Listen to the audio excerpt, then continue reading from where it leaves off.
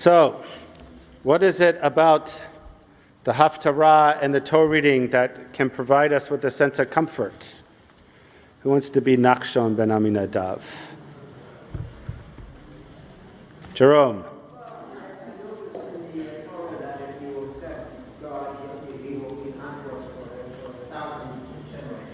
Right, so there's an opportunity in the fact that we're still reading Torah, and we have the Haftarah, that the covenant is not irreparably damaged. We can return to God, we can do tshuva, we can accept God, and as long as we keep our part of it, God will return us and maintain that covenant into the future. Good. Other thoughts?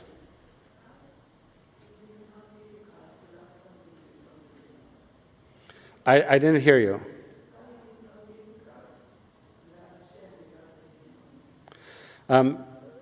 So what about that, though, gives you comfort? The faith, right? So even though it's difficult to fully know God, we still maintain our love of God, right? We have Shema v'ahavta. There's still this sense of love, and we know that in loving relationships, sometimes we get annoyed. Sometimes loving relationships are hard. And yet, we have faith as a result of that love that we'll manage to work through it. Okay, other thoughts? Yes, Gary. Do you think there's a plan? If you do this, this will happen. There's a plan. It felt to me like a basketball coach who says, you're going to hit the free throw, and then we're going to do this. And there's no question about hitting the free throw. You're going to hit the free throw, and then it's going to happen. It's a plan. Coach, what do you think about that? Doesn't always work. What Gary's pointing out is that there seems to be a plan, right? There seems to be a plan. If you do this, then it'll work. And the mitzvot ultimately, I think, function as that plan, right? The mitzvot are a system for living a life that matters. And in particular for the Bible, the first temple, it was all about idolatry. The prophets, you read the prophets, the cardinal sin for Jews is infidelity to God through idolatry. And in the second temple, it's sinat chinam, it's senseless hatred against each other. But we have a plan, we have a system that if we take it seriously, if we go through the mitzvot, not just by rote, but by understanding the kavanah and the meaning, it will hopefully help us create what I call habits of holiness and allow us to live a life by which these things won't happen. Good. Maybe a couple more. Yes, Miriam.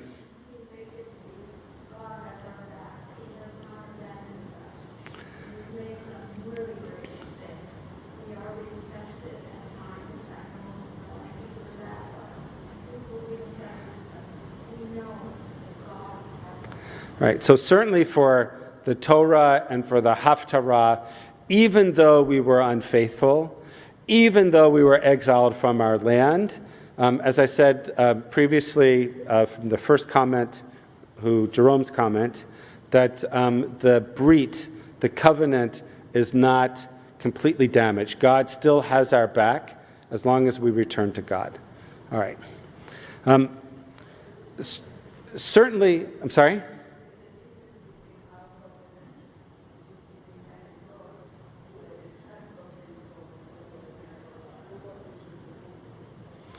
What's the difference? Yes.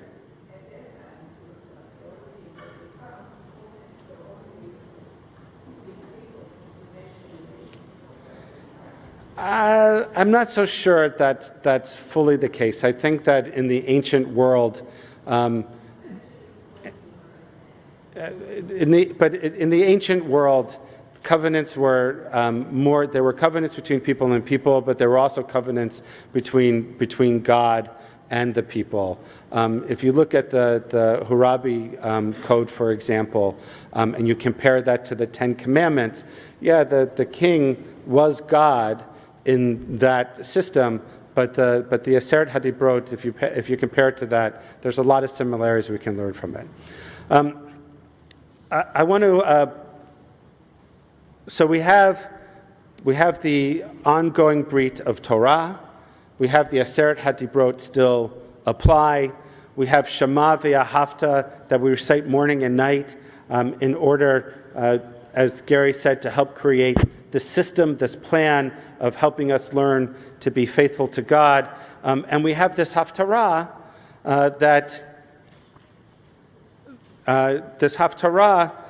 that is very interesting in the way in which it begins. And as my friend Avi Meir pointed out, and he's now the editor-in-chief of the Jerusalem Post, but I shared it on the week's end e-news that came out yesterday afternoon. He shares, I think, some excellent Torah, which is worth repeating this morning. The opening of the words of the Haftarah are Nachamu, Nachamu, Ami, which are typically translated, even in our Chumash, as be comforted, my people, suggesting that it's God who is, in whose name these words are being said, and who is consoling. It's God that is comforting God's people, Israel, after the destruction of the temple. But the word Nachamu is a plural imperative. So the grammar of that word doesn't make sense with that translation. It is a command that seems to be directed towards more than just one recipient, in which case a more accurate reading of the text would be Nachamu, Nachamu, Ami, comfort, O comfort my people. And in that reading, the identity of the recipient is a little bit more vague. It's not clear who was direct to. In addition, as Avi Meir points out, there's a chronological problem with the Haftarah of reading it in the way in which we commonly understand it. And that is that the first temple was destroyed in 587 BCE, long after Isaiah's death. How could Isaiah then be offering consolation for something that happened so many years after he walked this earth? Now, of course, commentators have all sorts of explanations, not least of which is we're talking about prophecy. So if you're talking about prophecy, it doesn't matter when it happens. It doesn't matter when it gets fulfilled, whether it's tomorrow, next week, next year, or 300 years later. Prophecy is prophecy. Rabbi Abraham ibn Ezra, who's one of the preeminent scholars of Spain, agrees that the text may be directed at the prophet, but he offers an alternative reading. He writes that God addresses his prophet or the chiefs of the people. So he expands the recipients to not only be the prophet, but also the leaders of the community. And that's how he resolves that problem. But it's curious in that for Isaiah, the leaders at that time were corrupt. And if they were corrupt, then how are these leaders going to provide comfort?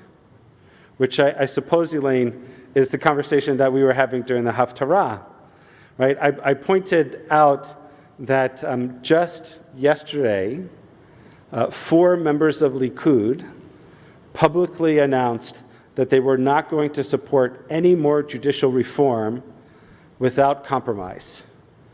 That they seem to have finally have gotten the message that more than just the substance of the debate, the process of the debate, the divisive nature of the debate in Israel is not sustainable and cannot stand. Of course, Elaine's response, the correct one is, where were they before? Right? Why now? And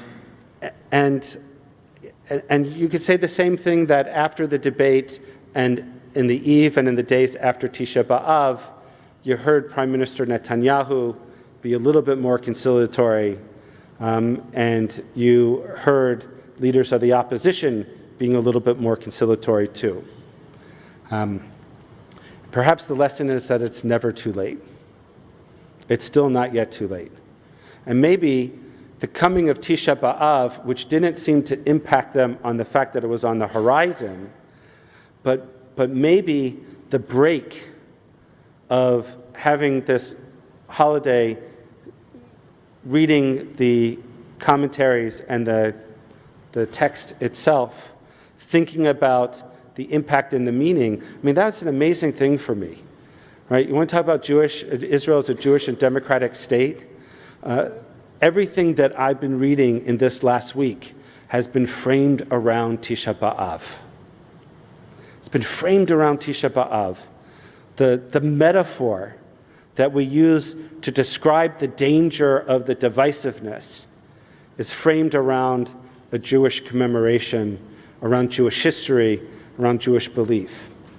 A fox was sighted in the egalitarian section of the temple on Tisha B'Av. Now, why is this significant?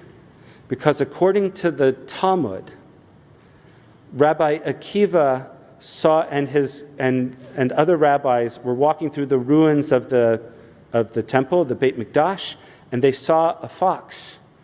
And Rabbi Akiva's colleagues started to wail because the fox was the prophecy of Uriah, who said that the temple would be destroyed and foxes would roam around the top of it. And said Rabbi Akiva, if Uriah's prophecy is true, then so must be Zechariah's prophecy, which prophesied about a coming redemption and the rebuilding of the temple. You can't just say that a negative prophecy is true without also understanding that a positive prophecy is true. Now, Eli and I were joking about this last night a little bit about omens. I don't actually believe in omens. But the fact that a fox was seen at the temple, at Robinson's Arch anyway, roaming amongst the destruction of the temple from years ago, the fact that this divisiveness is happening around Tisha B'Av, the fact that there's a pause and people are catching a breath, and finally 4 members of Likud, David Bitan, Yuli Edelstein, Gallant, and others are saying no more without broad consensus. And the proof is still going to be in the pudding. Proof is still going to be what happens when the Knesset comes back and some of these other bills that are much more serious than the reasonableness ban come forward.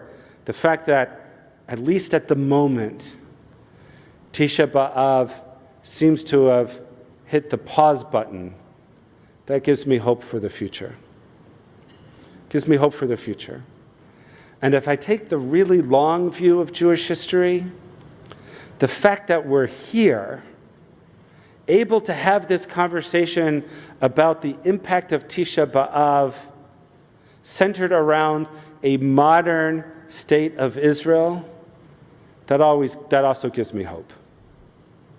It's too early to write and to read the obituary of the state of Israel and the Jewish people.